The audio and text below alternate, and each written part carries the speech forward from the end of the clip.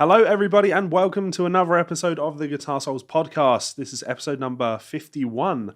I am one of your hosts, Mr. Levi Clay, and I am here with my good friend, Mike McLaughlin. How's it going, man? Not bad, my friend. How are you? Not too bad. I'm getting over a cough, cold, flu type illness. Yep. Yeah, there was a night of fever and hallucinations when trying to sleep all night. That was rough. I coughed and shat the bed, which is nice too. The joke's on you. That's just the airborne drugs of Scotland. Yeah. Yeah. Starting to feel a little bit better. I went out, got my hair sorted at long last. Mm-hmm. Looking slick and handsome. Beard sorted and all of that. How's life for you? Yeah, not too bad. You're suffering physically and I'm suffering mentally. I've had a few bad days, as seems to be up and down. As I harp on quite a lot, talking about on the podcast, that I am a big advocate of looking after yourself when it comes to mental health stuff and sharing your story and generally just not bottling it up. So since I've not been doing too well and things came a bit ahead recently, nothing serious, I'm good. But I have decided that I'm going to go and speak to a counsellor, psychotherapist. Which is excellent. It is. I'm glad I've done it, and I figure that if I can say to other people that you should maybe speak to somebody or maybe try meds or take it one day at a time, then I need to be big and ugly enough to take my own advice. So it can't hurt. So Tuesday, D-Day. Tomorrow. Tuesday. No one actually knows what day we're recording, so it's Monday. You've given that information away. That's good. You've gave that information away. It's not classified with datas. So here's a fun one. Speaking of classified information, right? I managed to get a couple of £100 of compensation out of my bank this week, which was nice. Yeah, I know. What a smile, right? Something to do with GDPR by any chance?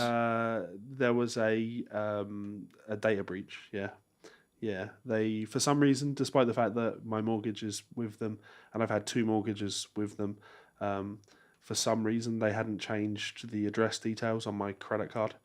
Nice.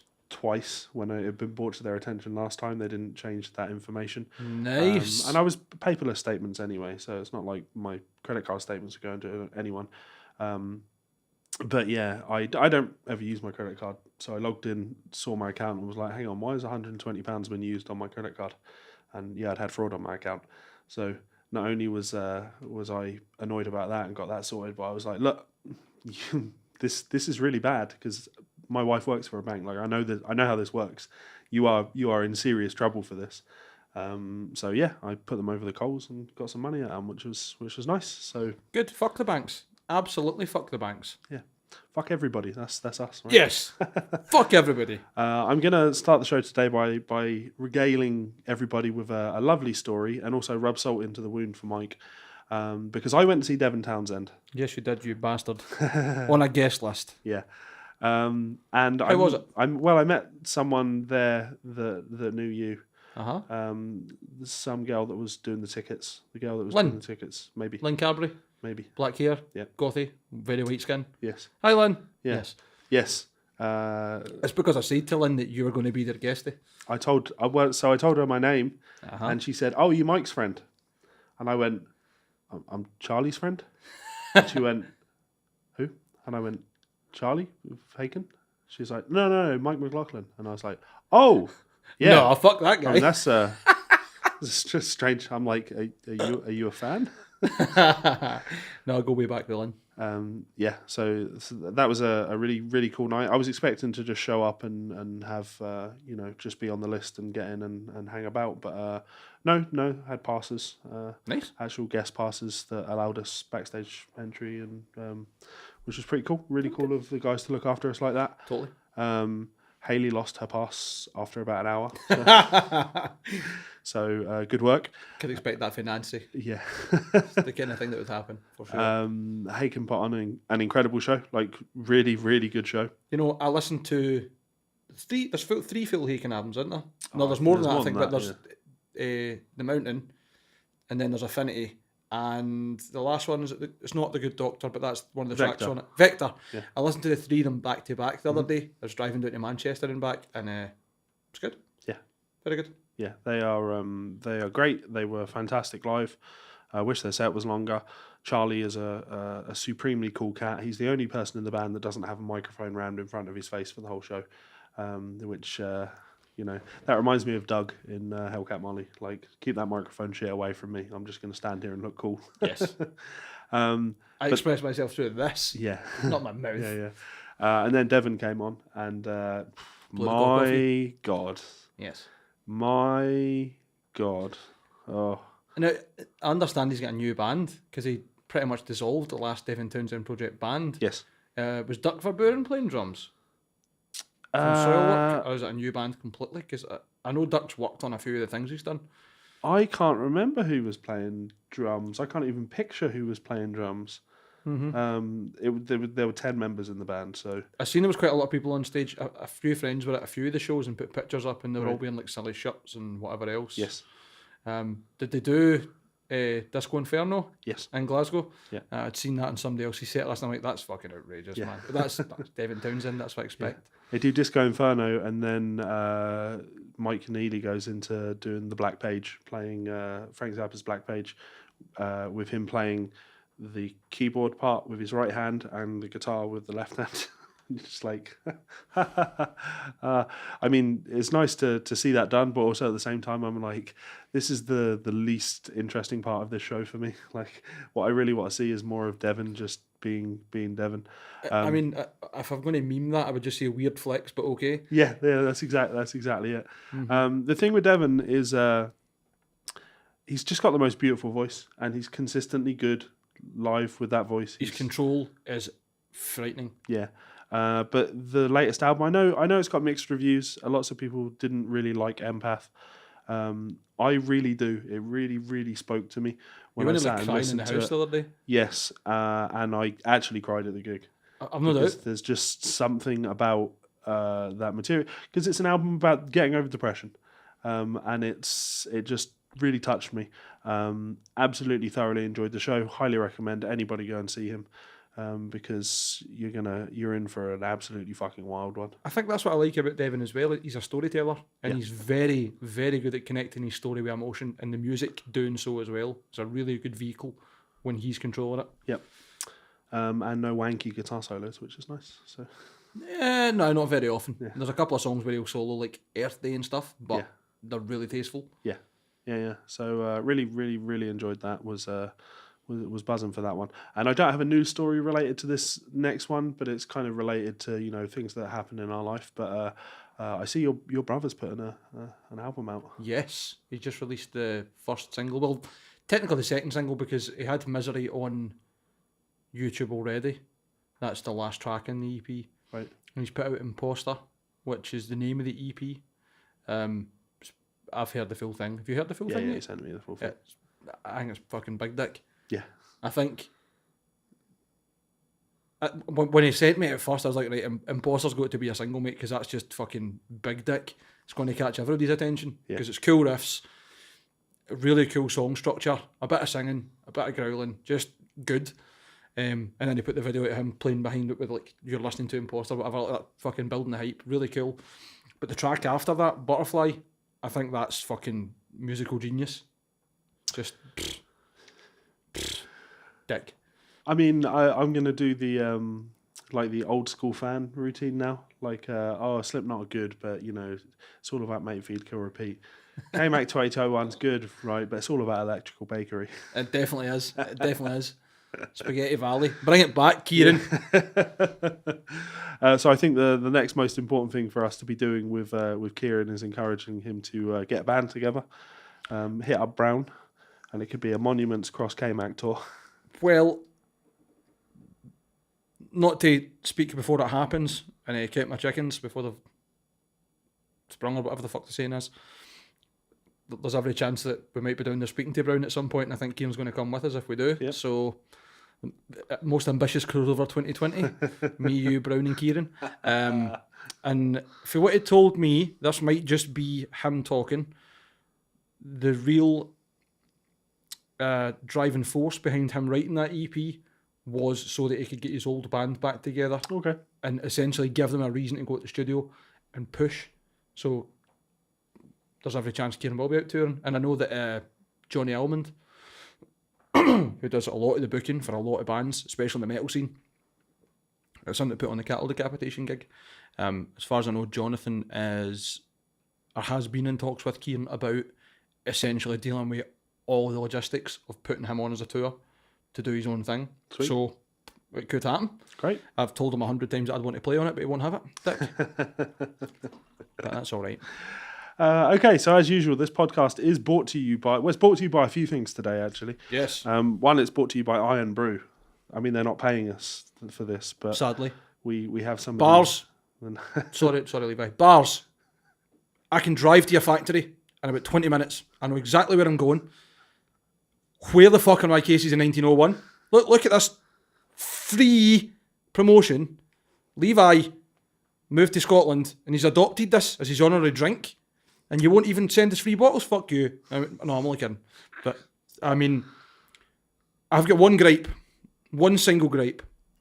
See this limited edition that says in the bottle? I do not fucking believe you at all, because the amount you have sold of this already must instantly make you go, haha, we're in the money. Sugar tax? Nah, fuck that. Let's profit off it by selling this. It's not the original menu, but it's the original recipe. Like, just kid on or just tell everybody the truth. It's not limited edition. You're going to keep it on. Come on. Especially at £2 a bottle. And if you don't, I know where your factory is. And that's all I'm saying in the matter. No, well done. They're being served in these wonderful Ernie Ball glasses. Yes. You probably can't really see there. You see, mine's a bit not much better. Yes. So, thanks. Because we have lots of love for Ernie Ball.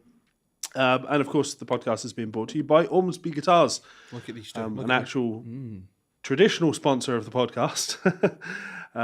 Wonderful guitars made out in Australia, or at least the custom shop stuff made out in Australia. Based in Australia. Based in Australia would be the best way of putting that. And these beautiful instruments came all the way from Korea, the world music factory. Well, then from Australia. Yes, well, you know what I mean. Yeah, they don't. No one knows. I don't know. I wouldn't say you're from Scotland because you stay in Scotland if you travel to me. True. You were born in England. These were born in Korea. Okay, I went. Where was the wood born? Who knows? Well, good question. There's not any rosewood on there, so we're safe for CITES. Or however the fuck you pronounce CITES it. isn't a thing anymore for guitars. Have you seen that? No? Yeah. Well, I remember... They've removed the musical instruments from the list of CITES regulations.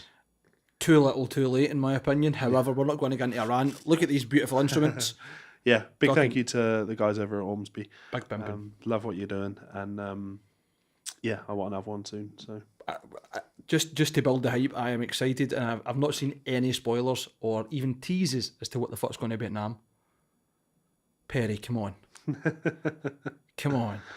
And then finally, this episode's actually brought to you by us, because it's that time of year again. We have hosting to pay for, so we launch more merchandise. To give you guys the opportunity to help us pay for another year of hosting. And you probably saw the logo at the beginning, but I'm going to bring it up on screen right now because it's the best thing I've ever seen. I've decided that the slogan for us is support the worst country you know. Yeah. So for those of you that are watching, you can see the design on screen now. For those of you that are listening, I guess we'll have to describe this to you. It's a stained glass window with Mike and myself done up like saints. Yep. I'm holding a golden chalice plus my Metal X, which has been so well drawn. Thank you very much, Lucy. Lucy Beresford, for anyone who's interested. Incredible tattoo artist, obviously looking for commissions. Yep. And handsome Levi standing there with his book of transcriptions, either or the Book of Truth, where he's just like, wait a minute, I'm going to lay down the fucking law on you. And he's beautiful Red Goliath, the custom. Yeah. Unlike our original logo, which was very simple, rushed out as fast as humanly possible, we thought that when it came to doing our next round of merchandise, we wanted to do something that, oozed, I was going to say quality, but let's say care and attention. No, I love most about it, sorry to interrupt you, right? Other than the fact that I'm wearing the wrong type of hat, we both look exactly like what it's on the photos, because you've had your beard and all that done, and you look exactly like yours. And if I just go, I look really, really high in mine. You look high as fuck in yours, and I look unbelievably smug in mine. Which is... It's very uncanny. I know, it's like Lucy knows us. So yeah, this design is available on Teespring, and again, unlike what I did with the original design when we put that up for a t-shirt, when you ordered the original t-shirt, it was available as the most basic t-shirt quality. So we could be cheap and cheerful. With this, I thought the design was too good to just offer that. So if you want to buy this on a basic t-shirt, you can, and I've put that as lower price as possible. So you can still access this unbelievably cool design.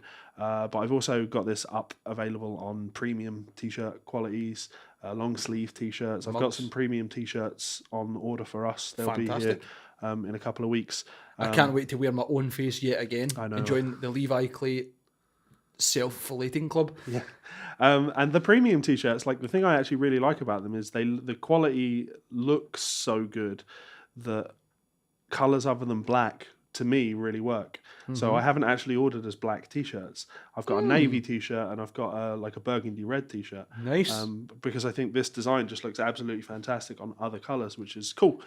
So yeah, long sleeve available as both a basic quality and also a premium quality, and a mug, and you can also get yourself some die cut stickers, which everything looks pretty good, and no matter the order, big or small, whether you want to buy a sticker or even just share the podcast, or you want to buy a host of stuff, we appreciate any support we can get, and it definitely helps towards hosting costs and even other things that we might be able to do. For example, taking ourselves onto the road and doing a bit of remote podcasting, I suppose would be the best way to put it, and just helping build our own brand so that we can bring you as much more content and as varied content as possible. Yeah. So thank you, even just for watching and listening to us to talk utter bollocks so far. Right, that's gone. So why don't we talk about some actual music related things, right? Yes. Let's not start with that. Let's start with this because it's the oldest news that we have, and that's the Billie Eilish story. This is, like I say, definitely old. I think we forgot to talk about this last time, or maybe it came out the day that we did the last podcast. Around about the same time. And this is your typical kind of okay boomer response. Yes. Billie Eilish says that she doesn't know who Van Halen is, and then Wolfgang Van Halen reacts. So Billie Eilish, 17-year-old pop star Billie Eilish, is on Jimmy Kimmel. And during the show, Jimmy points out that the age difference between the two of them, saying that he was Billie's age way back in 1984. Then he brought up a few notable acts of the time. Said to her, "Do you know who Madonna is?" And she said, "I do know who Madonna is." And then he said, "Can you name a Van Halen?" Like, what is that? That's not even, surely that's not a direct quote. Can you name a Van Halen? Do you mean a Van Halen album, a Van Halen song? I think he meant like one of the Van Halen family. Okay, no, that's fair. Can you name a Van Halen? That makes sense. To which Billy replied, "Who?"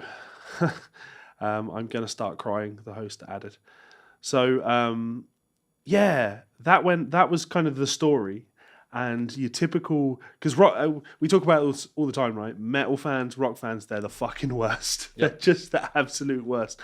Can I just interject and just say that I think in this scenario, whoever wrote this article, and it's on Ultimate Guitar, is actually the worst. Because the byline they've used underneath the headline of Billie Eilish says she doesn't know who Van Halen is, and Wolfgang Van Halen reacts. The sentence they've chosen from what he said was, "Music is supposed to bring us together, not divide us," which to me sounds like he's making a snipe towards Billie Eilish. Yes. The actual quote he wrote... No, we'll read the quote. Sorry, right, so we'll go on to that. Because his quote is more of a response to the boomery reaction to this. Metalhead fans, rock fans, they're the fucking worst. Because they see Billie Eilish say this, and then they immediately are like, "See, look at this, fucking children today. They don't know a damn thing about their elders and those that came before them." It's such a toxic way of looking at things, because you want to look at all these rock fans and go, "Oh, okay, you grew up listening to Van Halen, did you? You know where Eddie Van Halen got all of his sound from, yeah? You know, like the rock and roll that came from, and then the blues that all of that came from. Can you tell me a lot about Delta blues musicians? What's your favourite Tampa Red recording? Like, fuck off.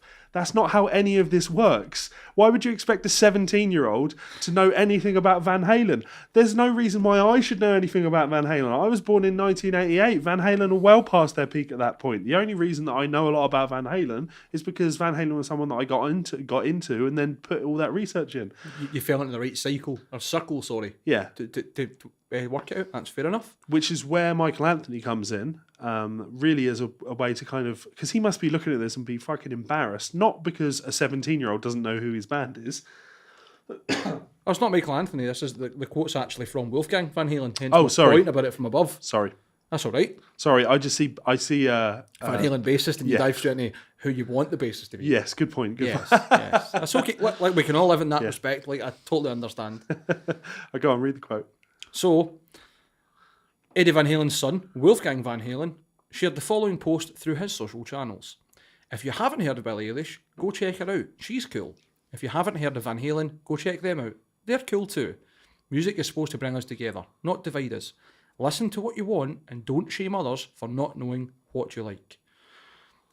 I get quite annoyed with the fact that the tagline chosen by whoever wrote the Ultimate Guitar fucking statement is music is supposed to bring us together, not divide us. Like, taking that out of context has made it so ambiguous that I thought, and I'm sure you were the same, because it's clickbait, Wolfgang Van Halen reacts, and that's the sentence they chose. Come on, lazy journalism. It really is, in my opinion. I think it's just... Oh, but I think the quote as a whole, when presented in context, is nice. Definitely, and that's what I mean. Like it's as if Wolfgang was having a go at Billie Eilish for not knowing who they were. Yep. As if, like, you don't know who we are, or you're against musicians. But then you read it in context, and that's absolutely not what he's saying. So, fuck you, fake journalist. That's... you know what else I want to say, though, right? Because maybe Wolfgang Van Halen's a bit of a hypocrite as well. It might not have been him that shared it, but my understanding is it was either him or someone else who was with Eddie at a Tool concert, had Eddie take the photo of them in front of the stage and not knowing who he was, and then shamed that person online, like, they've got my dad to take the photo. Well, not shamed, but they've got my dad to take the photo and they don't even know who it is. Yeah, I think he was saying, like, this is a funny situation. Like, well, if that's the context, and maybe I've taken it the wrong way, fair play. Well, there's you see that video of David Lee Roth. He's in a hotel in Vegas. Right. Can't remember what he's filming, some show, and he's walking through all the corridors, right? Mm-hmm. And there's a party going on in a room, and you can hear them blasting Van Halen. Right. Out. So he says, "This will be fun. Why don't we knock on the door and introduce ourselves?" type thing. And they knock on the door, and they open the door, and it's these like high school kids.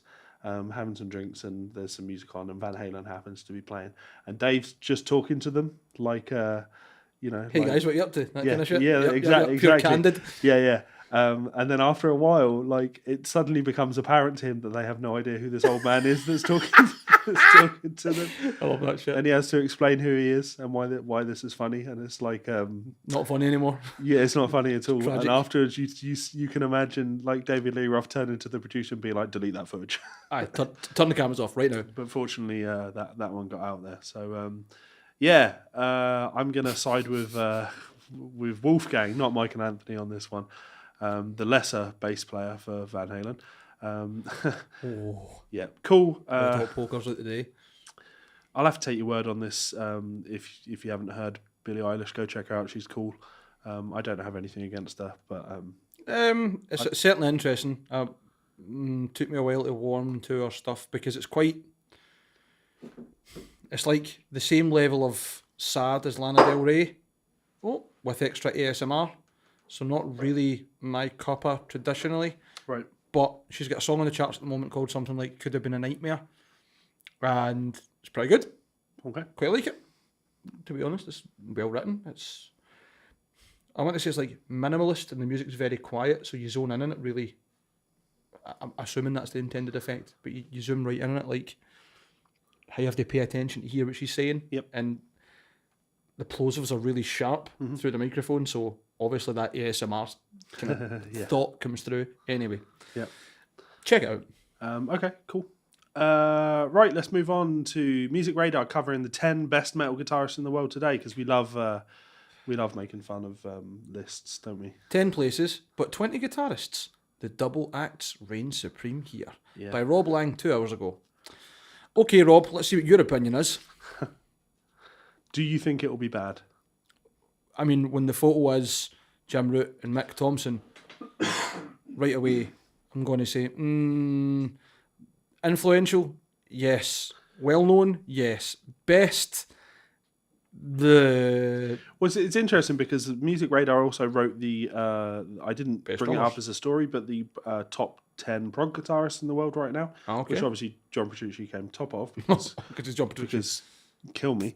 But how many tattoos have you got, Levi? I know. No, But do you know who was on that list? Who? Tom Monder.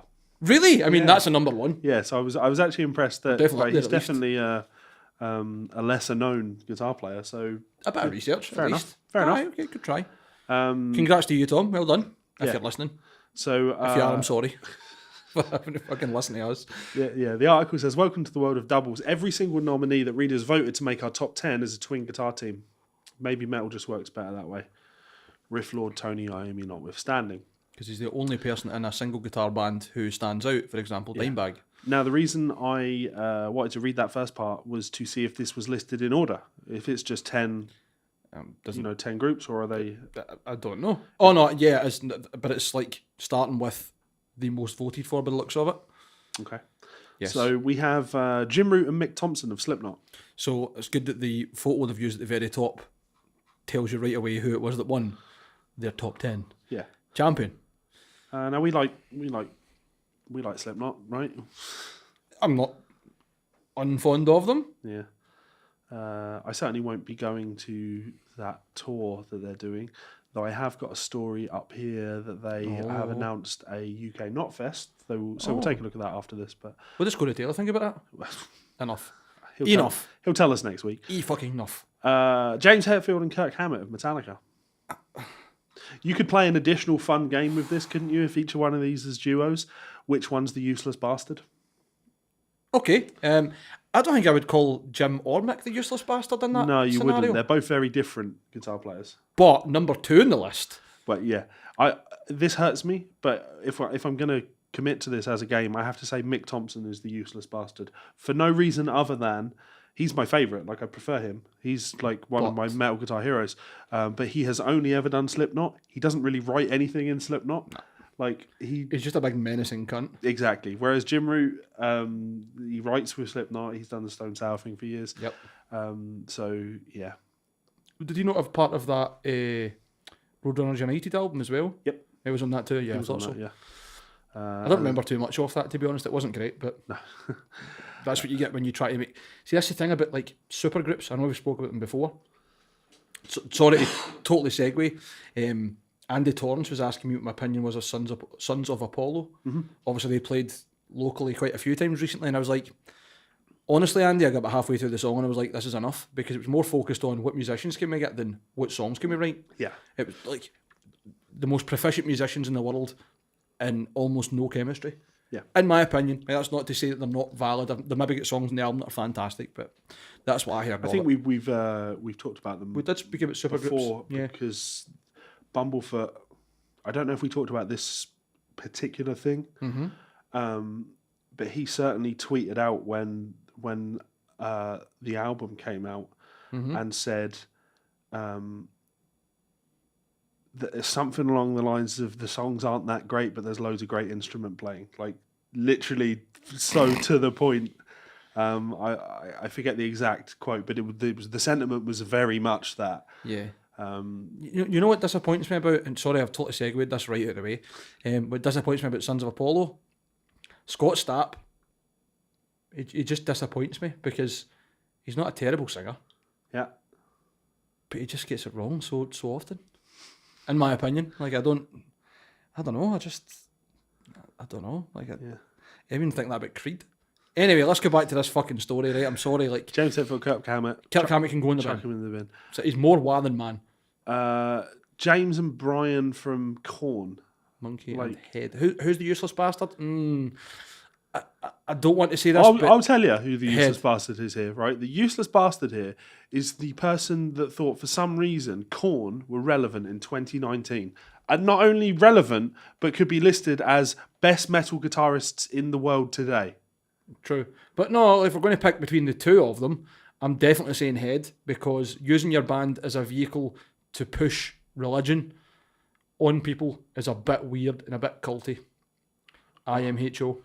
Just been sent a beautiful Lance Benedict post. Oh, yes! Let's fucking do it. I'll read that in a second. Yes. We'll segue right into that. Yeah. Who was it that sent it? Joseph Alexander. Thank you. Thank you very much. I love when we get just contributions, especially when they're just live and on us. Yes. The guys from Amana Mouth.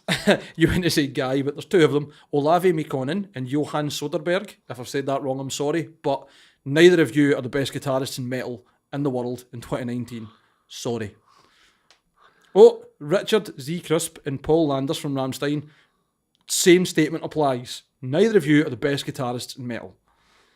Phil Scrosso and Nick Hippa from As I Lay Dying. Also the same. And Tim Lambitius can go in the bin, especially. I don't know this band very well, to be honest. Sean Long and Matt Welsh from Well She Sleeps. Are they shoegaze or are they deathcore? I'm not sure. We'll give it a listen later, eh? Kerry King and Gary Holt from Slayer. Yeah. No, Jeff Hanneman was the best guitarist in Slayer. Enough. Right, we're getting here. Adam D and Joel Strotzel from Killswitch Engage. You could make an argument because both of them are phenomenal guitarists. They write great riffs. They can both shred. Well, I'm not saying they're the best in metal, but they at least get an honourable mention as capable musicians. what I'd say is like that's an argument that you would make, Adam and Joel. Mm-hmm. You'd make that argument 10 years ago. Yeah, okay. I'm not saying they're mega relevant now, but But that's exactly it, right? There was definitely a time in music where Killswitch Engage, in metal, sorry, where Killswitch Engage were so relevant that everything that they did mattered. You know, I've got to check out the new Killswitch album because we've got to see what direction metal is going in. Oh, you're right, and it's not just the direction, but the production. Yeah. Whereas now, like, they have a sound and they do their thing, and you're not going to hear anything cutting edge. No, they're not. You're right. Okay. So we're going to get a number 10. Who's 10th of 10? Speaking of irrelevant, Alexi Leho and Daniel Freiberg, who I think is someone who must have just joined the band recently, because as far as I know, everybody except Alexi left the band. No Kiko Lorio, list is a lot of shite. That's actually a really good point. Why not throw Dave Mustaine and Kiko on there? Not even bothered about Dave, but Kiko Lorio, I'm sorry. If you've not got him in your list of best guitarists when it comes to popular metal, you are wasting your time. Yeah. I will just do that news story though on Slipknot. So Slipknot announced the first ever Knotfest UK. Long last, Slipknot will bring their storied Knotfest to the birthplace of heavy metal. The band has announced their first ever Knotfest UK. The event will take place at the National Bowl in Milton Keynes on August 22nd. That's 2020. Can we just address the elephant in the room? The tagline at the top of this poster says, "A mind-altering collision of music, art and culture." You are the most mainstream extreme metal act in the world. There's nothing mind-altering or collision-worthy of anything you're saying. You're just stone sour with masks. That's what you've done. You've amalgamated the two bands. No, but what if we can get Party Cannon on the bill? I wouldn't play it. Okay. No, I don't know about that. That's maybe a harsh sentence. Yeah. Because it's not my decision. There's 5 people in the band. Tragically, that's all we know right now. The full lineup and on-site activities will be announced early next year, according to a press release. So keep your fingers crossed. Yeah. So Milton Keynes. Satan's lay by. It's I reckon Venom Prison will probably play that. all I have to say to that is it's Milton Keynes, and therefore it's not relevant to me. I'm not going to travel to Milton Keynes. I know. So Milton Keynes. I'm not the old sketch about fucking Marilyn Manson. Is it? I'm sure it is. I'm not even happy about having to travel to Glasgow for a gig. So You looked really angry when I saw you at the petrol station the other day about going into Glasgow to spend time with friends. That's because I was ill. No, that's just because you're a crab old bastard. That was the day that I shat myself. And I spent the entire night sat around someone's house wanting to die, unable to eat the food that they were getting, and leaving as soon as humanly possible because I didn't want to let people down. Such a stand-up guy, you'd rather risk shitting himself in your house than just saying I'm not well. That's how much he cares, ladies and gentlemen. That's how much this big man No, because it was cares. a chaos draft for Magic, I know. so Did you got to tell everybody how it was worth your while? they'd had to reschedule it a good 4 or 5 times. Are you going to tell everyone how it was worth your while? Oh yeah, I got a £55 card out of it. So So you went up the road happy that you'd shit yourself. that was all right. Right, let's read this. Let's read this TTM post. Let's have a good chuckle at this. Yes, let's get this fresh. I'll bring it up on the screen. Come on. I can't. It was a text message. All right, okay, even better. Fucking hell, man! Like you're so vested in this that people are texting you updates. To say that we've been working on many things behind the scenes would be an understatement. It would be a lie, actually. It's been quite an interesting year to say the least. But now that we're approaching the end of 2019, TTM is planning big things for 2020. I thought they were planning big things for 2018 and 2019. One of the many things we've been working on is an amazing new deal, which will make our overall production quality and business model exponentially better. We have learned many things this year, and when you learn, you grow. This new deal will definitely help us grow through the brand's inherent strength, quality, history, and vast knowledge of the industry. What brand? You don't even exist as a company anymore. We will be making the official announcement on our website in January. Oh, Levi. I also want to take this opportunity to thank all of the people that have stuck it out and continue to support us, to our artists, dealers, you don't have any, and customers around the world. So To our your customers, artists. our customers, and our customers. Yeah. We wish you all a very Merry Christmas and a Happy New Year. We will see you in 2020 with an entire new look and the best guitars TTM has ever built. An entire new company. Yeah. And we'll just keep doing that year on year. We'll do just a new company. But we've learnt so much from our last failures, so we'll get it right this time. Oh, Lance Benedict, fuck off. We won't get caught this time. Fuck off, Lance. Third time lucky, Lance. Third time lucky. You saw the TTM Extortionist t-shirt that I put up course on I did. our store. Yeah. And So we sold Peter some bought one, of didn't he? those. Yeah, we sold some of those. Did Peter send you a photo of him in it? yeah. It was Peter, wasn't it? Yeah. Peter, So love you, man. It was his Fucking idea. class. Yeah. He said that you should put that on a shirt, and I was like, "You're right, I absolutely should." Because That's pulling a cattle decapitation, isn't it? Yeah, Love it. There's what's the point suing Lance? That's it. You can't rip knickers off a bare arse. As Exactly. the old Scottish saying goes. So made the money back that way. Well, we did. It's gone straight into our pockets. So, right, what do you know about this? Nothing. And I've got a relevant but irrelevant point to make after this. But the same journalist that wrote the Billie Eilish thing. Well, it's worth pointing out that that's the way that Ultimate Guitar works. It's members that write the stories. Yeah, I know. So none of them know. That's a community board. I understand. Anyway, so this story is Behemoth's The Satanist is named Metal Album of the Decade. Have you heard it? Maybe. I certainly don't know it. Are you a fan of them? No. But not that I don't like them, is that I don't know enough of their stuff. Sure. I've heard 1 or 2 tracks, and I'm going to put the caveat out there that I really struggle with anything that has the word black in the title when it comes to metal. Black and death metal, or black metal, or old school black metal. There's something about it. You must fucking hate the Black Album. I do.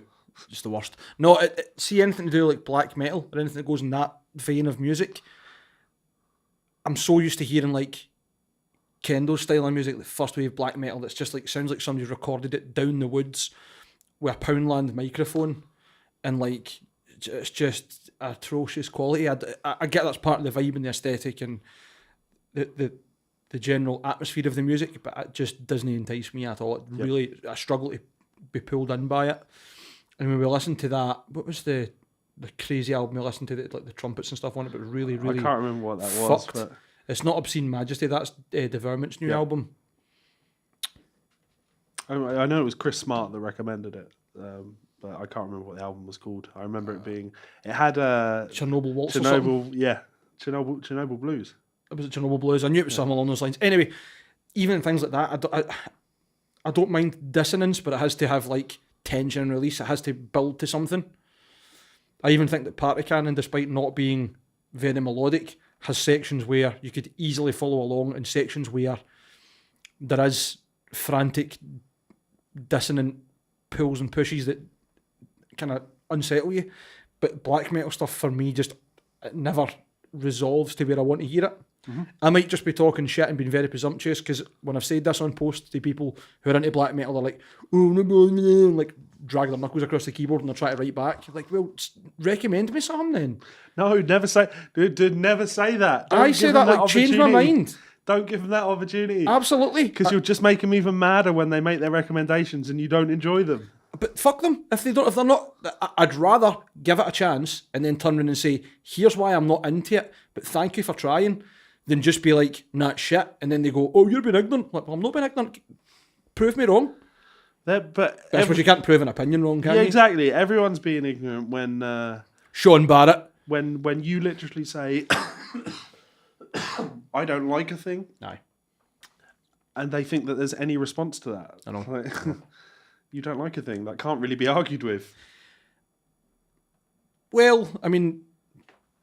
I don't like mayonnaise. People in marketing would probably say otherwise. You don't like mayonnaise. No. You're white and you don't like mayonnaise. It's like the spiciest thing in the world for us. That's the old joke online, eh? Yeah. Sorry. You don't like mayonnaise? No, I don't like mayonnaise. I don't eat mayonnaise. I had a friend who used to refer to it just as egg paste. That sounds about right, yeah. That's what he would describe things that were bad as. Remember Craig that worked in the music shop, Craig Hogg? Hi, Craig, if you're listening. Well, that's fucking egg paste. And things that were good were cake. That's cake. Any white sauces? I don't like white sauces. Butter? I don't like butter either. Now, when I say that... Right, end this fucking episode. Yeah. I'm with him. I'm not... When I say that, I'm not looking for people to give me recommendations of different brands of butter so I can maybe find the right butter for me. Just one question, right? And we'll leave it at that. And I'm not even going to... Well, I'm going to judge you, but I'll not say any further. Garlic butter on steak? Yeah, that's okay. That's fine. That's butter?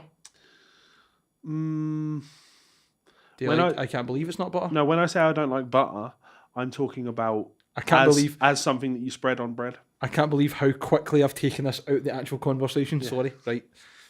You like garlic butter and that's what matters. Yeah. But I don't like garlic bread. Are you fucking hearing this? I'm okay with garlic bread, but it's never something that I'm like, you know what this meal needs. Like, you don't eat enough lasagna or fucking I eat carbonara. Tons of lasagna. Lasagna is probably my favourite food. I am Garfield.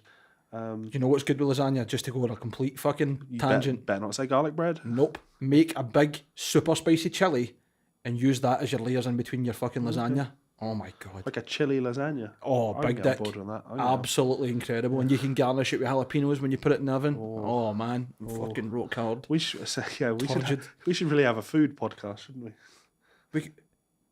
We could definitely do like a cooking episode. If anyone would like to see a cooking episode where Levi and I come up with the most obscene recipes we can think of, then leave a comment. I'd imagine most people will say, no, you are ugly and fat enough.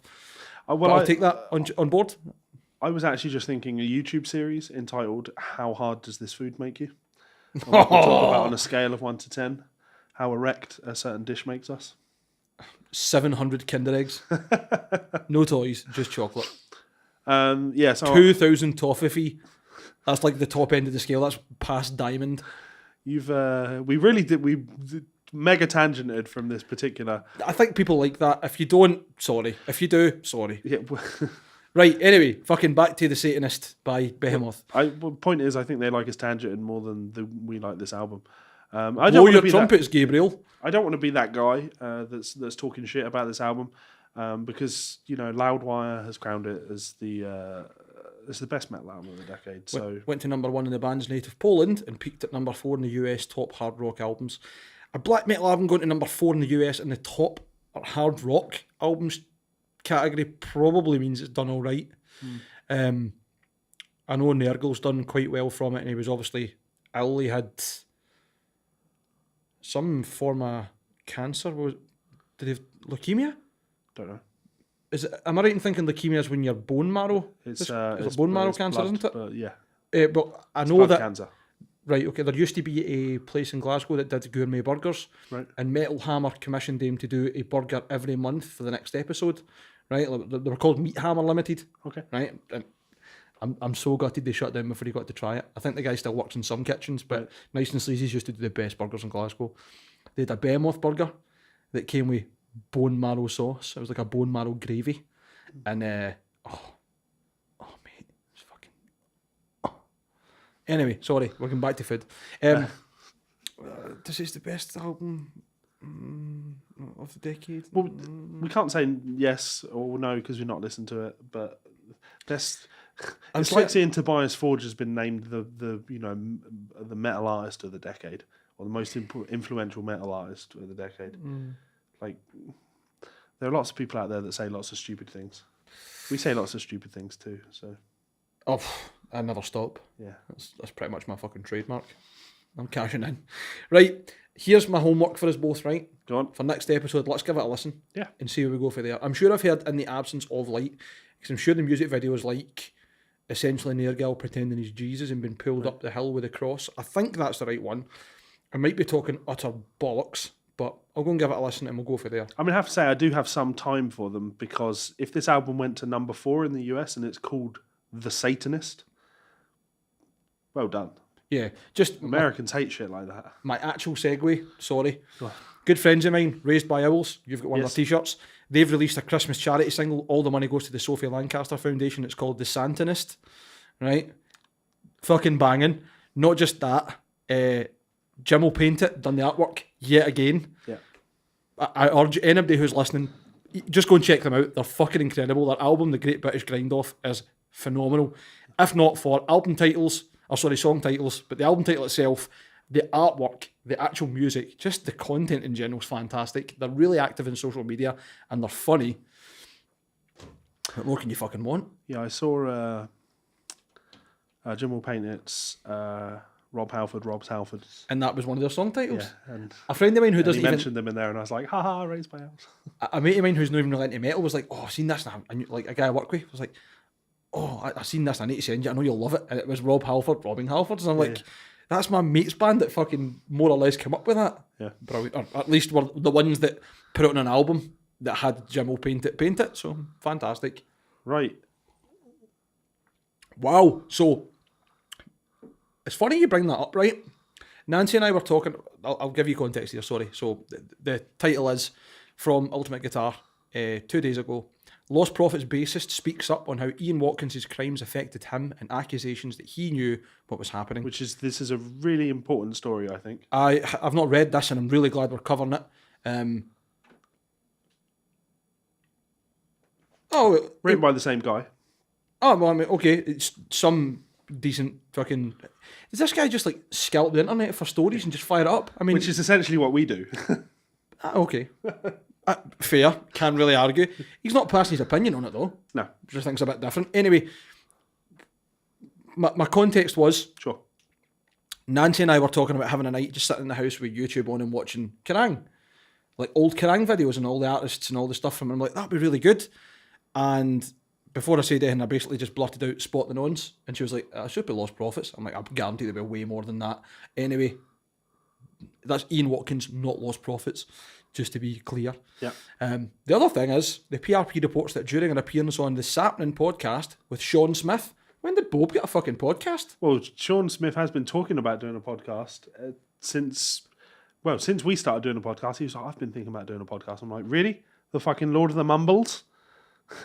I think he'd be really funny, actually. He's going to be devastated to hear that that he already has a podcast. I know. He'll never get it. I mean, we could start one with him and just call it An Idiot at Home. Because, I mean, he is Carol Pilkington, more or less. Anyway, sorry, let's continue. We'll go back onto the serious. I want to take the stupid out of my head before we go into this. Because, as you say, this is very important. Yeah. I've not read this. I haven't even seen this was an article. So, it's good for this. I mean, it's been enough time. Surely Stuart deserves at least some platform to tell his side of the story. Yeah. And for the rest of the band as well, if they want to. It's not even his side of any particular story, is it? It's his Experience. Experience. Yeah, yeah. It's how this has affected him, because there are so many victims involved in the Ian Watkins situation, Aye. and too many people are quick to just lump the band members in as perpetrators. Totally. Or at least complicit. Yeah. I mean, I don't know if you did yourself, but I read the court transcript of what had happened Yeah. during the trial and the sentencing, etc. And it's fucking horrifying. And all I could think while reading it was, it's not just the people who were direct victims of this who are now suffering. I mean, if you were part of the court or any part of that legal system that had to deal with that fucking story Yeah. and that situation, it must have been so fucking hard to remain calm and level-headed and try and compartmentalise your emotions and not jump over the fucking banister and smash this guy's face in. Yeah. Like, credit where credit's due, these people, and it's not very often you or I really come rushing straight to say, like, well done to the system, and like I know. So it's very often you hear me being compassionate. no, but I mean towards I know what you mean. the justice system, especially in the UK and that kind of thing. But fucking hats off to these people managing to do their job and getting justice in whatever form is possible. Anyway, sorry. Go on. Read on. You want me to read? Yeah. So the PRP reports that during an appearance on the Sapnin podcast with Sean Smith, Lost Prophets bassist Stuart Richardson discussed the aftermath of singer Ian Watkins' crimes and how the situation affected him. As widely reported, Watkins was sentenced to 35 years in jail back in 2013 for child sex crimes. The disturbing full details are available here, and there's a link in the article. It's on Ultimate Guitar if you want to look it up. I would just give a caveat, a personal one, that if you're going to read anything to do with this case, please do so knowing that you're going to read some fucking horrendous if you're going to read stuff. anything to do with this case, maybe reconsider. Aye, like, Just take people's word for it. if you are strong of mind and strong of man. stomach, then you might be okay, but there's not much else I've read on the internet that would sicken you like to this level. The only other thing I can think that I've read that made me as uncomfortable is something that could very easily be fictitious, and it's called Bloatfly Girl. And should you wish to look that up, It's an hell internet classic. fucking mend you. Yeah. Anyway, the remaining members of the band formed a new band called No Devotion in 2014 with Thursday vocalist Jeff Rickley. Asked on why they moved on so quickly, the musician replied, "We didn't catch our breath after the whole thing went down with Ian. So I was like, well, fuck, if that's going to be the thing that's on my fucking gravestone," talking about Ian's crimes, like, oh, you were the guy who was in that band with that fucking prick? Do you know what I mean? It's like, fuck that. I'm going to do my own band immediately. Remembering the time around Watkins' trial, Stuart added, "To be honest, it was a blur. Because at that time, when we were writing the No Devotion record, Ian's trial was going on, and it was a car crash, and unfortunately, my wife couldn't stop reading Twitter. So she would see, like, death threats for my kids, death threats for me, death threats for everyone in the band. They knew, just vile, horrible shit. And part of me understands why people would expect us to know, because we're in the same band, but sadly that wasn't the case.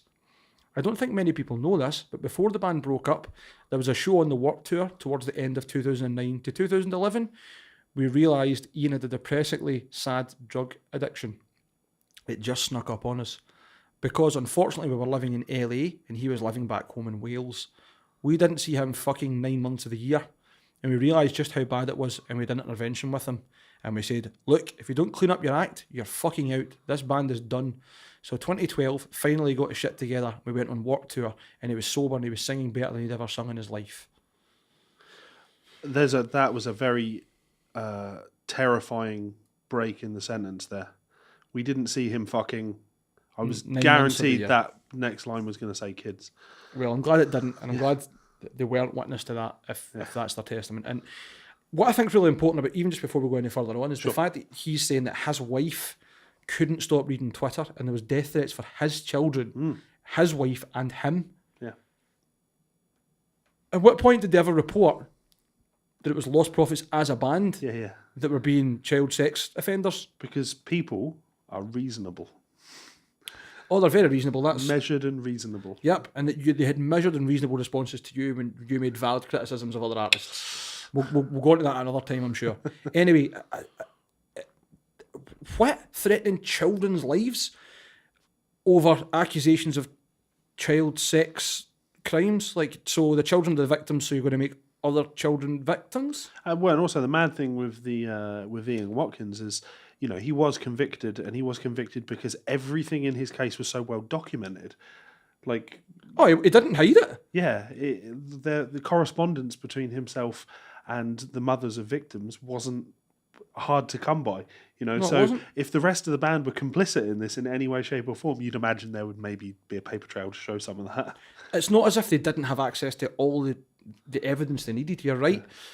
I mean, I'm not going to say what it was, but they found out what his password was for his laptop for speaking to him for quite some time, and it's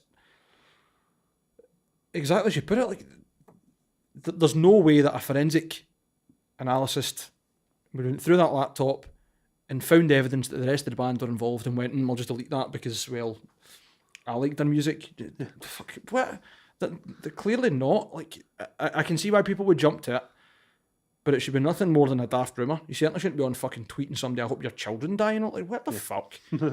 Especially when you're like, that's the split I don't get. Children were victims, let's victimise children. What are you talking about? Cunts. Anyway. You go. Yes. There's a break in the quote, on this page. It says, however, the singer's sobriety was short-lived, with Richardson remembering a particularly bad performance in Cardiff at the time. I've never been so embarrassed in my life as playing that show. He didn't move for the whole set, sung the wrong words. It was like, this is our fucking legacy. This is supposed to be the thing we're remembered for, and you want to set up your future by doing this badly? This fucking sucks. So we all wanted to quit after that show. We were like, look, you got to figure your fucking shit out. Otherwise, you're fucking out of here. Ian had his own dressing room. We didn't even fucking hang out with him. It was just getting to the point where none of us could stand being in the room with him. From day one, he always rubbed me up the wrong way a little bit. But I personally thought it was my problem and not his problem. I was like, am I just jealous of this guy? Literally, I was just trying to, like, it wasn't, I thought he was what he was. There was no inkling of that. I'll just clarify and say that again, sorry. So, am I jealous of the guy? Literally, I was just trying to, like, it wasn't because I thought he was what he was. There was no inkling of that. That's alluding to saying that he didn't know he was a paedophile. Yeah, that's a terrible sentence that should have been maybe restructured by the journalist. It's obviously because it's quoted verbatim, essentially. So he goes on to say, but he was just so fucking arrogant. But at the same time, I thought he was just kind of playing the part, and he kind of was as well. Before I go any further, I don't think he was playing the part. I think he was arrogant because he got away with so much for so long. Now, hindsight's fucking 2020, as they say. Like, it's a wonderful thing. But when this all came out, I remember there being comments from people who had said, I was a victim of his and brought it up vocally and online years and years ago on forums, etc., blah, blah, blah, and I was dismissed by fans. So he was so prolific by the seeming of it, for what I've read, that he must have thought he was untouchable because there was so much happened that he got away with. Yeah. Anyway, he goes on to say, so I always felt a little fucking weird around it all.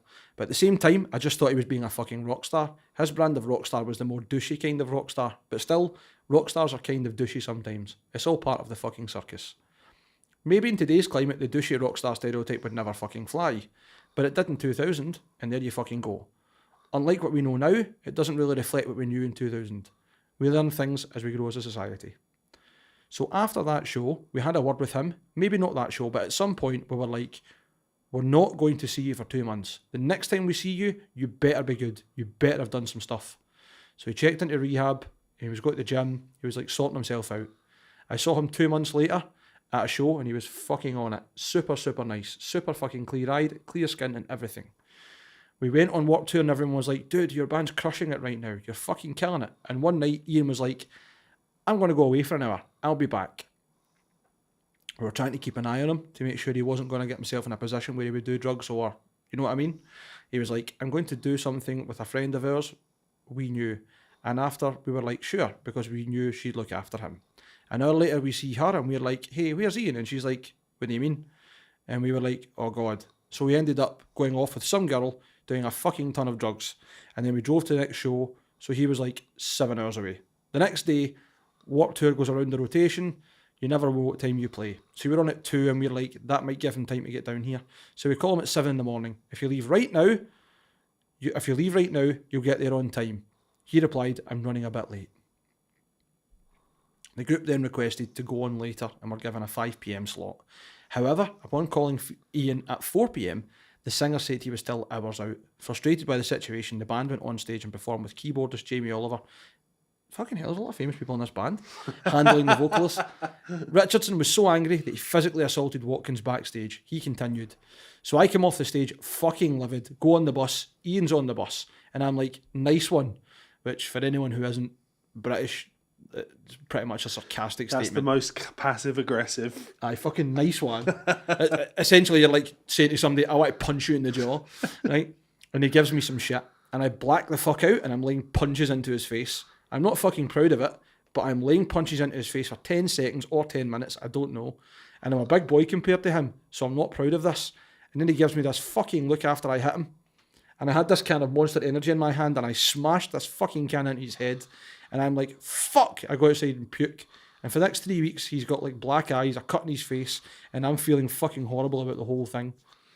And that's what I did when he missed a show. You know what I mean? If I knew anything, if I had any inkling about that shit, the only reason I tell that story is because I know there's a lot of people who probably want to know at least someone kicked his fucking ass. I mean, there's probably plenty of witnesses who say that he played shows with black eyes, whatever. Yeah, like yeah. And I would think that anyone, especially anyone who had such a close link to someone and whose livelihood and personal reputation was on the line in that regard, would probably flip out as well. Yeah. Richardson then stressed that he found out about Ian's crimes through the press, which sent him into a fit of depression. He said, we didn't know. Some people were telling us, they were giving us tweets and telling us, I never had that tweet. That was why we didn't say anything for a year, because we knew, like, of course, you would think that. We're not stupid. We're not going to come out and say, fuck you. Don't fucking say we're a part of this. It's like, look, we don't know what's going on right now either. We're literally figuring this out with you. There's a lot of reading this one. Scott, one wee second. That's it. The bassist also said that journalists began showing up at his house in Florida and that he eventually went to his children's school to explain that he had no knowledge of what his former bandmate was up to. Stewart also said that he volunteered himself to the police to offer any assistance he could, saying he was left questioning himself as to how Ian managed to keep everything a secret. Focusing on the rest of the group, the musician said, I think we felt at the time, considering what was happening, fuck our feelings, because we're not really the victims in this right now. Even if we are victims, because you've got to remember, that was our livelihoods, that was our pension, that was everything for us. That was our income, our only source of income. It was our nest egg, it was everything. We worked 20 years in bands doing that thing, and this was the thing which you worked towards to build something you can have a better lives in the future. Imagine you had a job and then someone immediately stopped your job, stopped all your payments, then took away all your money you had for your future. And everyone's like, fuck them, they knew. You're like, oh my God. You have no idea what we lost. We would never I'm still dealing with that today. I'm trying to figure out what to do next. So many people that I knew in Lost Prophets who were my friends, who said they would help me at any point, did not. A lot of people did, but 80% of them didn't. Didn't return phone calls. If they did, it was the most blasé bullshit ever. Every friend I have now is due to the people I've met since that day, and they're the best fucking people, because I know that they're on the level. I thought that was a really interesting article. Absolutely. It's fucking horrible even thinking about what Ian Watkins got away with and what he attempted and what he'd done in general. Like that.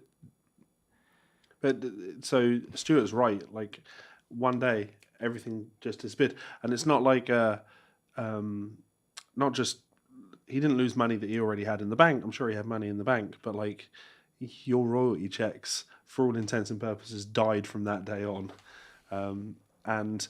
Money you're making from merch, yeah, from CD sales directly, endorsements, sponsorships. If this hadn't happened with Ian, if Ian hadn't done this and the band split up that day instead, and then they never did anything ever again, he absolutely, Lost Prophets still would have been a pension for him. Oh, absolutely would have sold enough. They were huge. Yeah. They were fucking huge. Yeah. So, shocking. I know we've had this conversation countless times about separating art and artists. Like, I used to love Lost Prophets' first EP. I loved it. I thought they had some great songs. But I genuinely can't listen to them the same way that I did before. Not because I think all these songs are dated, but I don't know. I just don't trust the Welsh. Yeah. Do you know what it's like to clean up your own mother's piss? So it's, Name that quote. No, I don't know what that is. The thick of it. I've not seen it. You've never seen the thick of it? You fucking kidding? Sorry to go totally off tangent again. Those guys and what, Funeral for a Friend? They're Welsh as well. Correct. Who else is from Wales? Built for My Valentine. Oh yeah, but yeah, Welsh. No, I don't like that. That's really harsh, but no my copper. No, you're allowed to not like someone. That's right. My tears don't fall. Yeah. That's for sure. I actually quite liked that first album a lot. So I remember you talking about it and me being like, no. Yeah. But you also like Avenged Sevenfold, so it's okay. You're allowed to be wrong. Again, I like one Avenged Sevenfold album. And you're allowed to be wrong. I'll say it again. Okay, couple more quick things. Guns N' Roses announced a 2020 tour of Europe and the UK. Mm-hmm. Because they won't be the same thing. I mean, well, they're not going to be, you're right. Yeah, they probably will be, actually. Oh, aye. Like, well, Boris is going to try his hardest for it not to be. That was another big thing that happened this week for anyone that's listening internationally that has their head buried in the sand. The Conservatives won by a giant majority, somehow. Yeah. It's almost like spending your entire life engrossed in social media and surrounding yourself with people that agree with you doesn't give you a balanced view of how the rest of the world thinks. I would say and that. a lot of people in the last week have come tumbling down to reality, but rather than tumbling down to reality and going, right, how do I move forward with this? They've tumbled down to reality and have done the bunkered up. That as well, but the posts, I love them. Mining salt from the if you voted Conservative, just fucking unfriend me now. Just remove yourself from my life. Stop convincing yourself that you're still a majority. You're in the minority. You will not make this country any better by just trying to shut down anyone that thinks differently from you. I think we're not going to get political here. I'm swerving this conversation. But I think what the majority of people are upset about, and I say the majority of people as in the majority of people on the losing camp, the majority of people who did not vote Conservative, are angry at the blatant and numerous lies and smear campaigns and illegal political attacks that happened for the last 5 years up to genuinely the day before the vote that have been underreported by a biased news outlet that serves Britain. I'm not saying that they are a broadcasting company for Britain. I don't think that would have changed anyone's vote, though. I'm not so sure, because I'm pretty certain a lot of swing votes were changed by what I can only call propaganda. But, I mean, who cares? It's fucking happened. We just need to deal with it. Oh, you say who cares? Everyone Oh, no. cares. I don't mean that as in, like, flippantly. I mean that as in talking about it on Facebook won't do anything. Yeah. I've said quite a few times, the only way things will change is civil unrest. Sorry, it's going to have to happen. What happens in France, right? We're going to put your fucking pension age up, or your retirement age for 58 to 63. Everybody's like, no, down tools, fucking vests on, peaceful protest. Instantly like, fuck, here you go, and a tax rebate. I'm in Britain, right, cool. You got your retirement age is now 73. Dear Twitter. Boo. I'm not being daft. It's going to take civil unrest before there's any change. That's the fact of it. Everybody else in the world, everywhere else in the world just down stools like, no, fuck you. What do? Well, we're British, we don't complain. Stern letters. I mean, wasn't it that with the riots in the 70s? Stern letters. That's it. That is what fucking Facebook and Twitter have become. Stern letters. Yeah. Stern open letters. I am not happy about who. I'm pretty sure Boris doesn't give a fuck whether you're unhappy or not about his vote. Yeah. Grow up. Find another way. Yeah. Mobilise. Everybody needs to buy a Cybertruck. That is the battle vehicle of the people.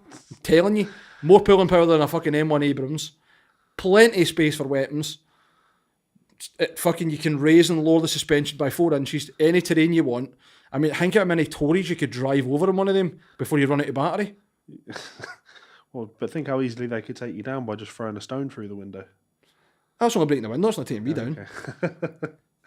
I mean, the joke's on them. By the time they throw the stone, I'll be at fucking 95 miles an hour the opposite direction. Wouldn't come near me. Plus, the jagged shape of the vehicle definitely adds to the impact. Yeah. Can you imagine 200 Cybertrucks just descending on the House of Parliament? You know, I can imagine Michael Bay just sitting up the back with a big PA system, just going,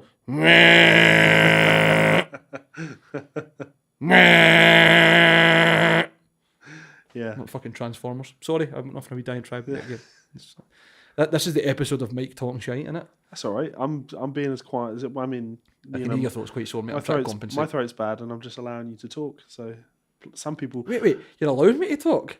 Thank you, master. Well, I could just talk over you. No, you couldn't. I'm louder than you. I mean, and yes, I am. Yes, master. That is me. You might be smarter than me. It doesn't matter who Scotland votes for. Fuck you. You get whoever England votes for. I mean, that's true, but you also stay in Scotland. We are in so charge. why would you use that as a brag? Haha, my vote doesn't count either. What? Yeah, good point. Yeah, big sausage. Good job, all of you. Yeah. So Guns N' Roses, they are playing in London in what's that? May. Yeah, May. Yes. End of May. Tottenham Hotspur Stadium. Oh no, right. Wild. With tickets going on sale on the 18th of December. Obviously, won't be massively interested in this because I saw them at Download, and also the tickets will be so unbelievably expensive. Oh, aye. I'll be stupid priced.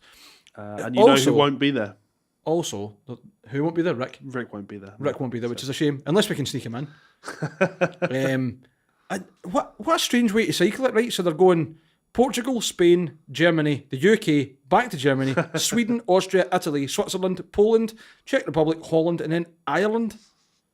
Like, There's also 6 days between Holland and Ireland. but I just mean that, like, you've I know already what been you to the UK at that point. Yeah. Like, you're there. Yeah. Yeah, but I'd hate to have to deal with tour management stuff. I mean, they've got enough money, so there's nothing to worry about the flight costs.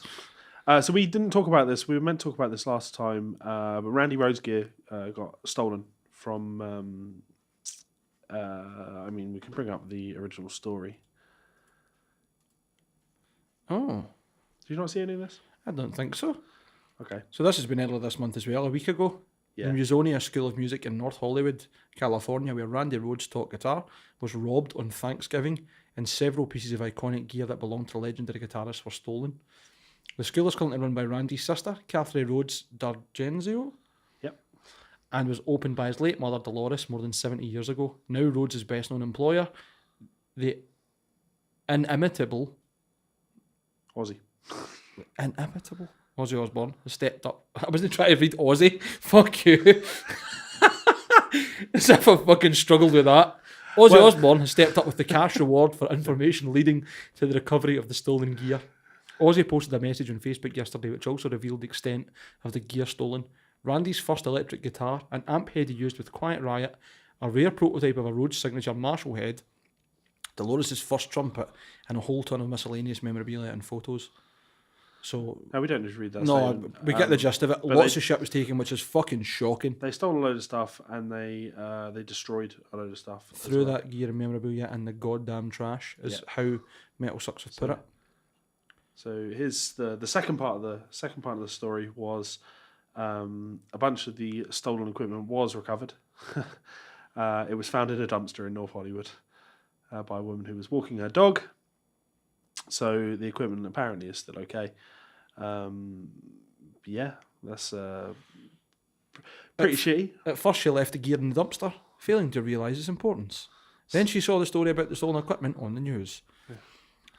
To be fair, like the photos of it, it's just like an old guitar and an old amp. Someone that's not in. Well, I mean, actually, wait a minute. Like, look at all that stuff from what they're showing as what was recovered. There's like lots of photos framed and signed in cases of stuff. And is that a pedal board at the very bottom? It looks it. Or something. And like, I mean, first of all, why would you steal shit and then put it in the bin?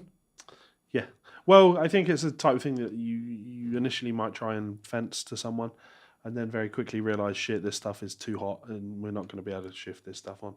That is the beauty of social media, is it not?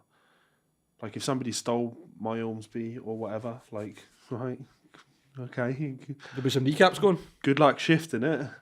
because it's unique for what it is. So, Mm-hmm. and I will get word out that guitar is missing faster than you can get away in a car. Like, so what are you really going to achieve? You might be able to shift it, cool, but then what's the chances that someone somewhere is going to see that someone has purchased my guitar that was stolen, and then word is going to get back to me. It's obviously it's not an insurance policy by any stretch of the imagination. It's not like that's going to make me okay, but it certainly is definitely one of the benefits of Totally. modern day social media. And it's potentially a deterrent for anyone who's thinking of pulling such a fucking stupid stunt. Yeah. Anyway, we digress. So, this statement here is, as it turns out, the dipshits who recently stole a bunch of vintage Randy Rhoads gear and memorabilia, and then threw that gear and memorabilia in the trash, were smart enough not to throw away everything.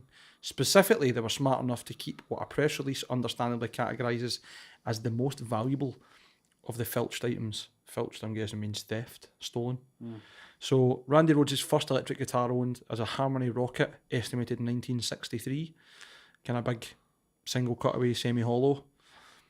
Looks like it was probably a banger, but, well, it's the sentimental value, I suppose. Sure. And then Randy Rhoads' series Marshall Head, the rare prototype, number 1 of 2, given to the family by Marshall Company. That is musical history. Yep. Quite honestly, is.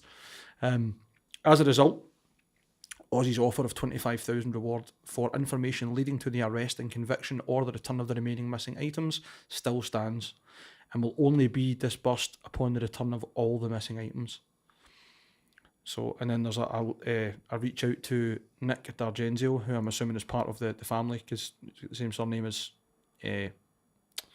Randy's sister, who was named in the first article. Yep. You can be reached by phone, an American number 818-281-7893, or by email, which is Nick D'Argenzio, which is NickDargenzio @gmail.com.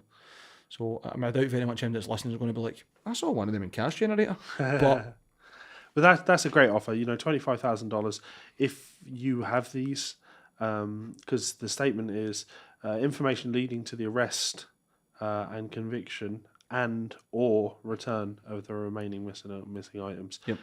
If you are in possession of these, I would recommend passing them on to somebody that you know and having that person return them. You will make yourself $25,000. That's more than you're going to make selling these things. Oh, absolutely. Get Get into them back porn in the stars with hands of that. the family. You went to porn stars, you would get like fucking £35. Best we can do is about $20. Yeah. Final offer. Take it or leave it. Get out of my shop. So yeah, shame to see that. But such is life. Not a lot of good stories, have we? No, and they only get worse, unfortunately. As always. Rolling- Here we go. Yeah. Speaking of worst, Rolling Stone says these are the 10 best metal albums of 2019. Rolling Stone, very well known for their coverage of metal. Oh, I like the top of their game. Yeah. Prestige critique is what they call it. Because it's going to be, without even looking at these, there's two things that annoy me about this, right? First of all, the artwork for the story. It's got Slipknot literally holding a fucking number 1. So we know what number 1's going to be, don't we? God, fucking hell. Give me something to get excited about as I'm scrolling through this. But also, yeah, it's not these are the 10 best metal albums. It's these are the 10 metal albums from the most relevant bands that Rolling Stone would know about. You know what I mean? Mm-hmm. So, best metal albums of 2019. According to Rolling Stone, which is number 10, Korn, The Nothing. An aptly named album for a band who are not relevant. Nothing. Opeth, In Coda Venenium. I have not heard it. You listened to it and it didn't grab me. So I mean, the artwork, if that's the artwork for it, looks like a 90s click story game for PC. Yeah. Isn't it? I mean, that's like something like zooming in on the window. Aye, that's like fucking Broken Sword, Shadow the Templar, isn't it? Number 8 was Rammstein, by Rammstein, funnily enough. Again, meh. Number 7, Tomb Mold, Planetary Clairvoyance. Now, I think this is old school death metal, Tomb Mold. Okay. Well, I've just seen that it says Canada after the name in brackets on the YouTube video, which means I'm going to listen to it, because if it's tech death, it's probably going to be absolutely fantastic. Okay. The Canadians just do tech death perfect. It's just fact. It's just happens. Like, must be born with a 7-string. The greatest name of all time. King Gizzard and the Lizard Wizard infest the rat's nest. They like to rhyme. Tell you that. Number 5, Dark Throne, Old Star. I can't think of anything worse than listening to Dark Throne. It's just, again, black metal. Number 4, Alcest, Spiritual Instinct. I've never listened to them. I've heard things of them. Well, I have to say that, to be fair, this list has taken me a little bit by surprise because it's not as mainstream as I No, it's actual metal bands. had expected it to be. Number 3, Gal's Wired, Gastia, Ghosts Invited. Is that Gal as in the musician from, I want to say Immortal, but I might be talking absolute dog shit. Number 2 is Moontooth. Fucking Crux. Moontooth. Never heard of them. I was recommended them years ago, and I bought their album and checked it out, and it wasn't for me. But yeah, nice to see that they are relevant to Rolling Stone magazine. Yep, and then the best band of all of these, number 1, Slipknot, We Are Not Your Kind. Correct, Slipknot, We Are Not Your Kind either. I'm just fed up of hearing about Slipknot. I'm fed up of reporting about Slipknot. I mean, I'm sure other people listening to us talk must be like, why the fuck are they talking about them again? It pains us just as much, I promise you. I'm going to do a Slipknot cover soon, if you want to. What one? Danger Keep Away? I'm gonna. And to reference to their actual career? Well, no, because I want to bust the BC Rich out. Okay, I'm down. That sounds like fun, doesn't it? Have a good laugh, aye. Okay. Especially if it's Pulse of the Maggots and I get to just play an absolute nonsense solo. That's exactly the one I was thinking. Fucking yes. Okay, we'll get that. And then here's the one that makes me sad. Oh, aye, this will break your heart for sure. Yeah. Serge Tankian approves of releasing new old System of a Down and continues to diss his bandmates. Now there are actually two stories about System of a Down that have been doing the rounds. One is John Domain, the drummer, talking about how he thinks that the band need to drop their massive egos at the door, and pull their shit together, which is cool. I like that. But what we want to do is we want to see what he has to say about his bandmates, right? Let's do this. I'll let you do the reading because you a little bitch. Sorry, that was some misogynistic language there. Do you think Serge Tankian and the other members of System of a Down have it in their rider that they need to separate dressing rooms as far apart from each other as possible, the way David Lee Roth and Van Halen reportedly did? Because they're touring together next year, dates and tickets, and yet it seems like they have no problem publicly talking shit about each other. Everyone seems to agree that Tankian is the reason the band hasn't released new music in almost 15 years.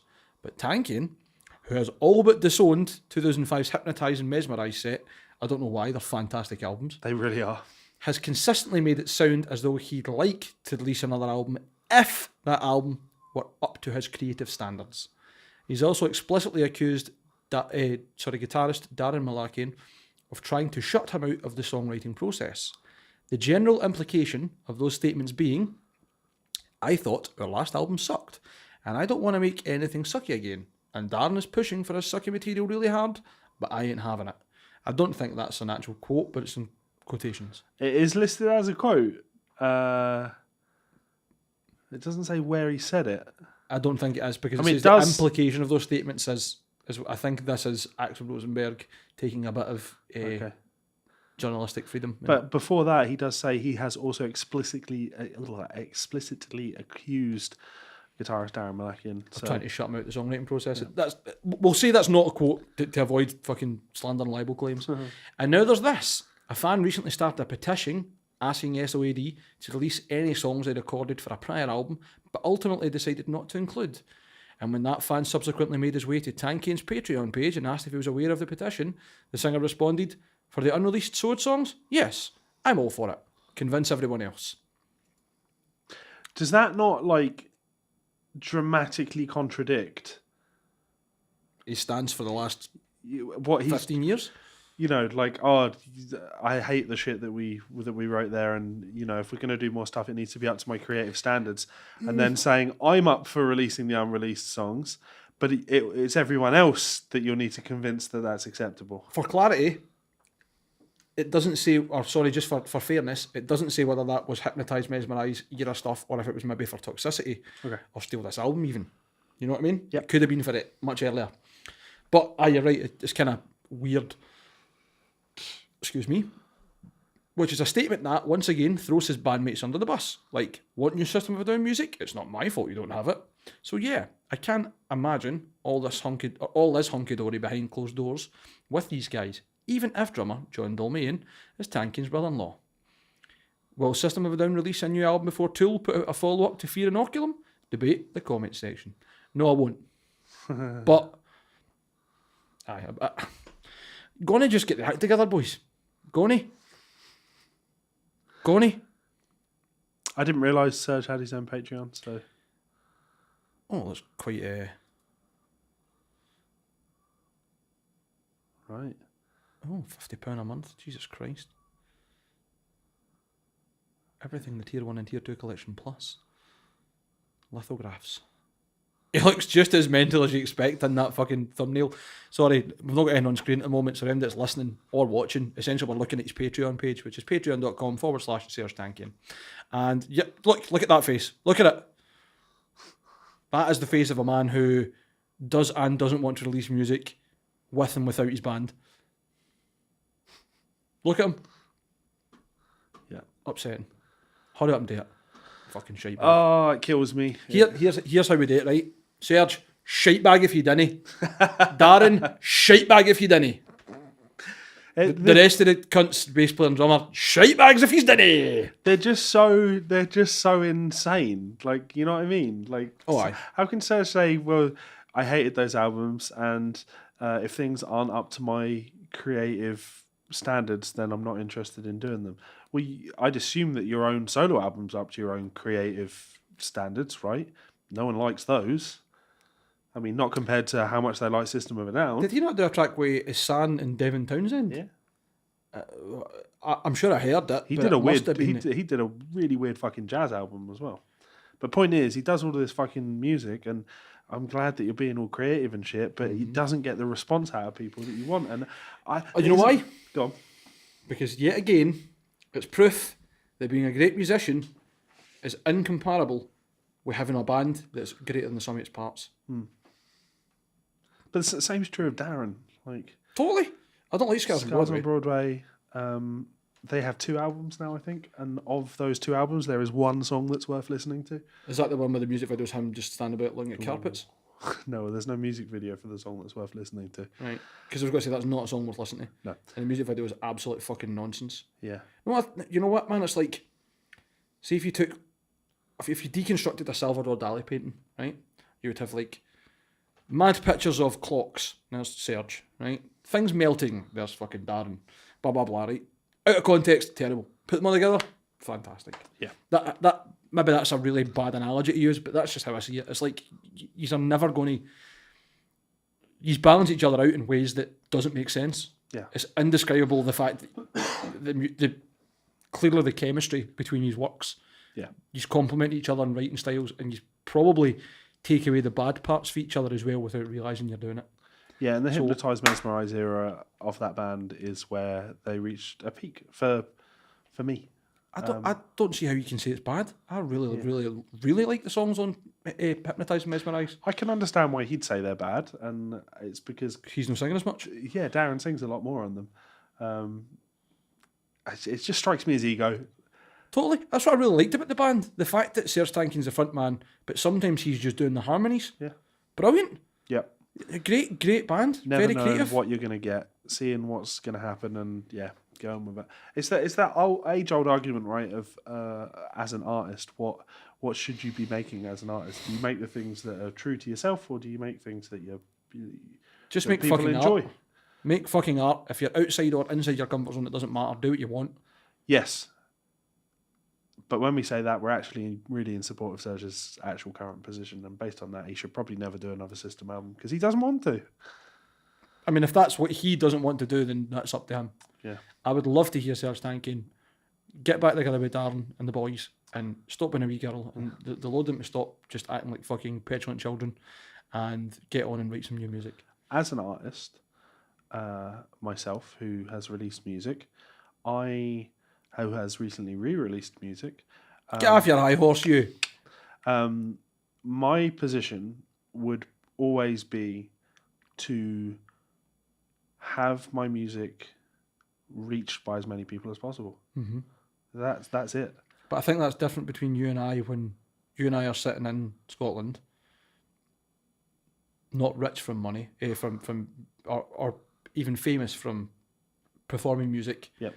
And then the guys for System of a Down, who are a household name, played the liberation of their home country to 2 million people or something like that. Like, do you know what I mean? The experience of life is different so vastly that you can see why they would have a different opinion than us, I think. No, I just mean like when he releases a solo album versus how he must have felt when he released the System of a Down album. They must touch you as an artist in different ways. And I find it fascinating that not wanting to release the thing that is going to emotionally touch as many people as another System of a Down album would, how that isn't considerably more powerful than going, well, no, fuck you guys, I want to release this album that 1% as many people is going to care about. But it's I don't dislike the guy. He's obviously not bothered about the reach of it because he knows that System of a Down would get that reach anyway. It's not a strive for him. Yeah, and as I say, I respect artists, and he's being an artist about things. So cool, good for him. Did they ever use the term meatloafing run about you? No. No? So you know Meatloaf, obviously. Sure. Famous ultra prima donna at times. Yeah. Come off stage and collapse and lie on the ground for half an hour, like uncontrollably weeping and all that because he wasn't happy with his performance. When I was in Agonised Deformity, Cod used to talk about it like, fuck it, I'm meatloafing it. And just like, as if like, that would be like the term for like, if something you didn't like and you're about to have like a pure hissy fit or a bad mood about it, right. You'd be meatloafing it. I think Sarah just meatloafing it a wee bit. Part of me wants to, after this, I'm going to check out his Patreon thing and see what he's trying to achieve. How much of my life savings can I send to Serge right now? I'm not giving him any fucking money. Liar. I'll give him money when he does another System album, but I listen to his solo stuff and it's not terrible, but it's not notable. Yeah, exactly. It all just sounded to me like half-baked System stuff. And that's Scars of Broadway, I know. Yeah, it's like, exactly. That's what I'm saying. They're both missing a key ingredient. They complement each other. Yeah. They balance each other's madness out by being more mental than each other, but somehow less at the same time. And brilliant, symbiotic. It's a shame that they hate each other. I can't say that they hate each other because I don't know their personal relationships with each other. But I can absolutely confidently say it's a shame that they can't put their egos aside. Absolutely.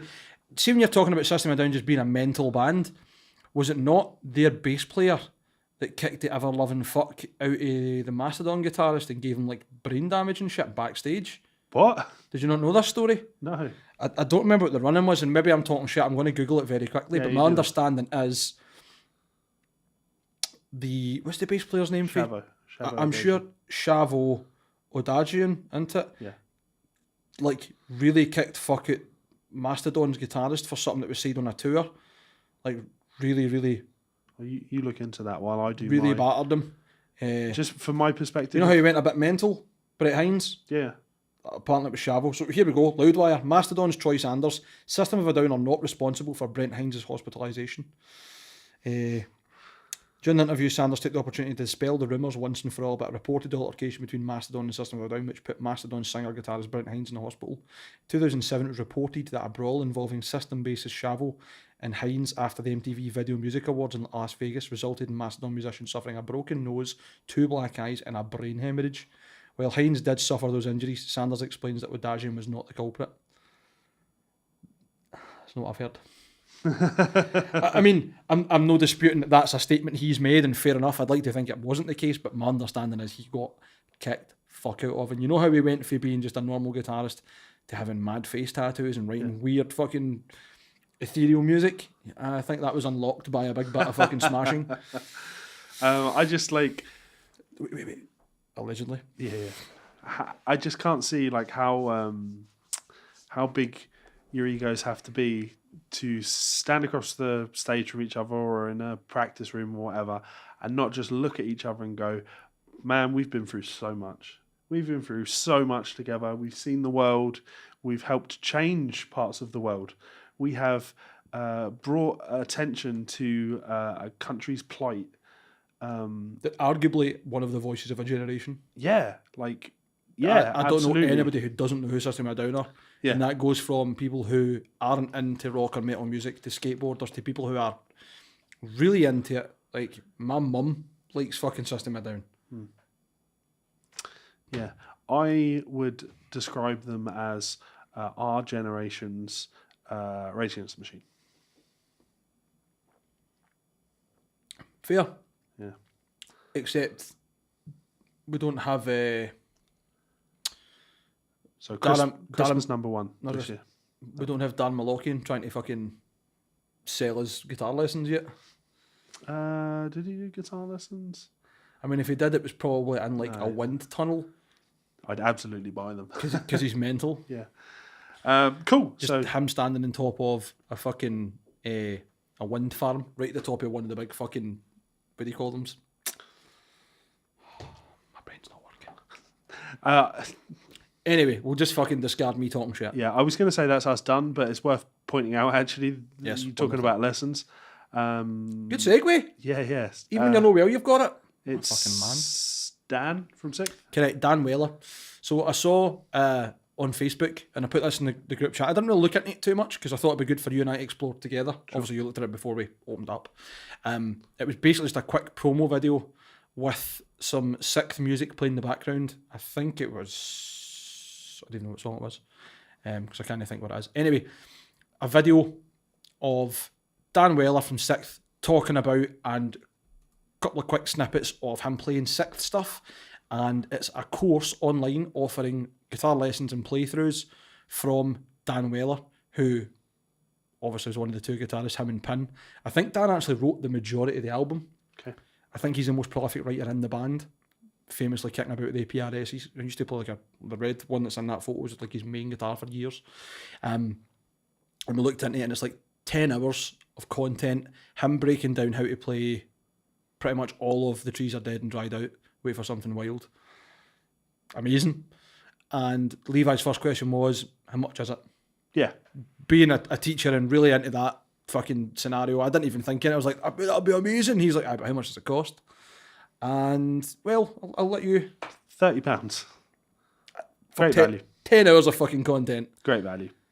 I've not purchased it yet. I will, and I can confidently say it's worth £30. I can't wait to hear you play some fucking Sixth riffs. You're going to have to. I don't like Sixth. Podcast over. Episode 51, the ultimate one. Yeah, sorry.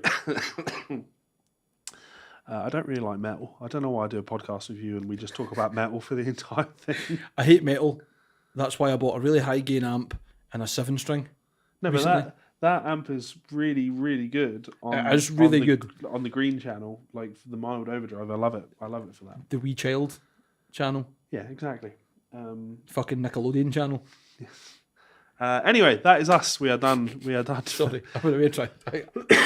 This has definitely been an episode of me talking shit. Yeah, so big thank you to Ormsby. We are going to head off now, turn the amp on and play some Ormsby, make some noise, and nodding heads and turning the volume up nice and loud with the rev. I'm thinking you're getting another rev soon, so keep your eyes and ears peeled for that. I'm going to bring this up as well again. And just remind you that you can head on over to our Teespring link in the description and check out the GuitarSaints t-shirt. Love this design. Love this design. Cannot wait to get our copies of the shirts. Send us pictures of you proudly wearing one of these shirts because it's a great way to spread the word, support us, and help us do this thing for another year. Yep, and much like Peter, you'll get a little shout out and a little 5 minutes of fame from us on the socials if you can share us photos of you with your wares. 5 minutes of fame from people that aren't famous. I mean, well, they'll do better than us. Right, I just wanted to dispel the myth that we are not KISS. This is not us on a profiteering mission. We would just like to pay for the hosting. Also need to pay for the artwork. I mean, that would help too. Yeah, so every little helps.